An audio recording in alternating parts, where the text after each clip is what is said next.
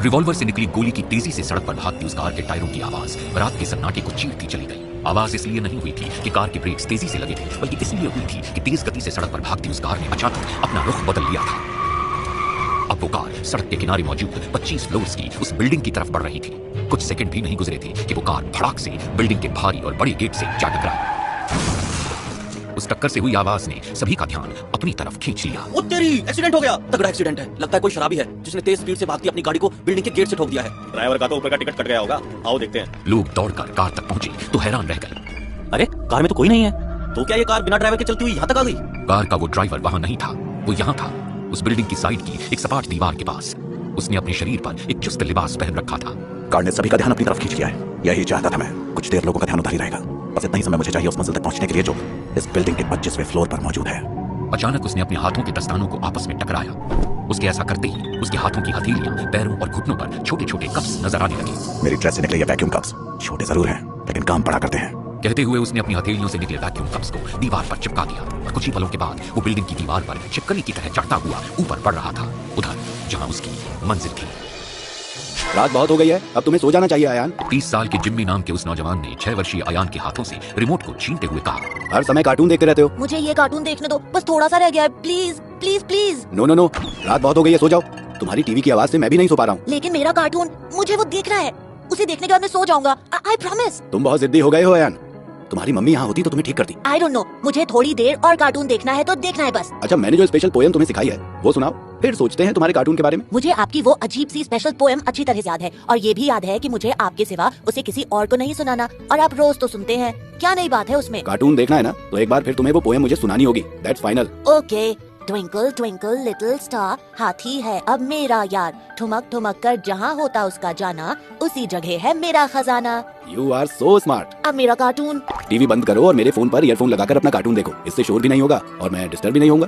जिम्मी ने रिमोट से टीवी बंद करके अपना फोन और एयरपीस अयान की तरफ बढ़ा दिया। यू आर ग्रेट अंकल, मैं फोन पर खूब कार्टून देखूंगा। अयान ने फोन और एयरपीस लेते हुए खुशी से कहा, खूब नहीं, सिर्फ 10 मिनट। मैंने टाइम लॉक एक्टिव कर दिया है। 10 मिनट बाद फोन अपने आप स्विच ऑफ हो जाएगा। अंकल लेकिन। Don't argue, your time start now. Ayaan ने वैसा ही किया। वो अपना मनपसंद कार्टून देखने में व्यस्त हो गया। मुझे अंकल समझने वाले बेचारे अयान को मालूम ही नहीं है कि मैं उसका रियल फादर हूँ। उसकी मम्मी के एक्सीडेंट में डेथ होने के बाद मैंने ही सीमा और राजेश को उसके लिए एज ए पेरेंट अडॉप्ट किया हुआ है, ताकि वो अयान की अच्छे से देखभाल कर सके। मैं आजकल ऐसा इसलिए नहीं कर पा रहा हूँ क्योंकि मैं अंडरवर्ल्ड में एक बहुत बड़ी डील करने में लगा हुआ हूँ। बस 1-2 दिन की बात और है, फिर मेरी वो डील कंप्लीट हो जाएगी और मैं अयान को लेकर हमेशा के लिए इस शहर ही नहीं बल्कि इस देश से भी दूर चला जाऊंगा। अरे, अचानक जिम्मी चौंका। बाहर हॉल में एक हल्की सी आवाज कैसी हुई? जैसे कोई अंदर आया है। देखता हूँ। जिम्मी धीरे से उठा। उसने देखा अयान ईयरपीस को अपने कानों से लगाए फोन पर अपना कार्टून देखने में मस्त था। वो रूम से निकलकर बाहर हॉल में आ गया।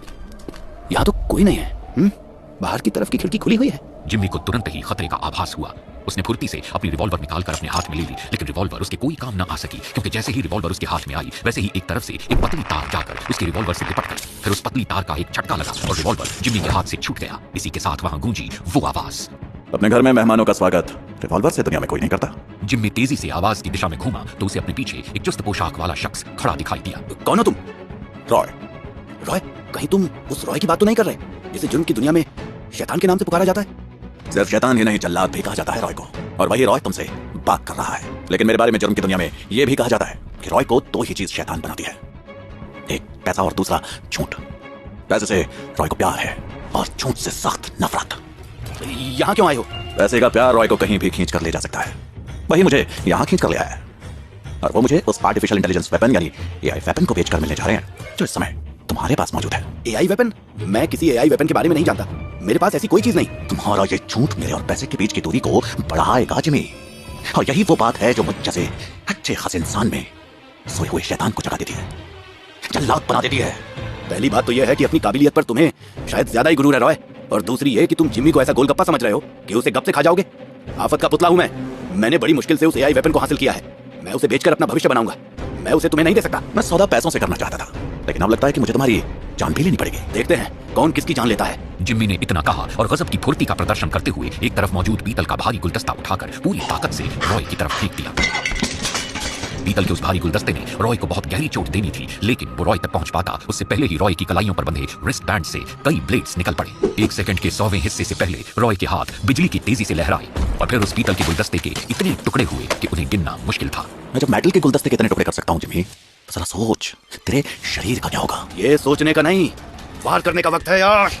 जिम्मी रॉय पर वार करने के लिए हवा में उछला। यही वो पल था जब रॉय ने हवा में उल्टी कलाबाजी खाई। अगले ही पल जैसे रोनाल्डो हवा में मौजूद फुटबॉल को फ्लाइंग किक जड़ता है, ठीक वैसे ही जिम्मी के शरीर पर रॉय की किक पड़ी।